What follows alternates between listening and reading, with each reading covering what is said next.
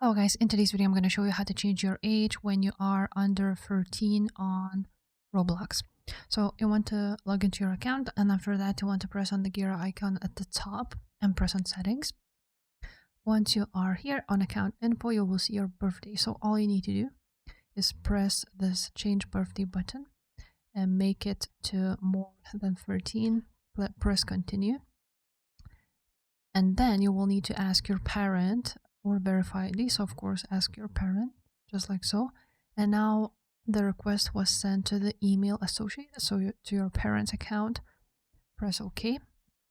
And now your parent needs to open up email, press review on the email, and it will look like this.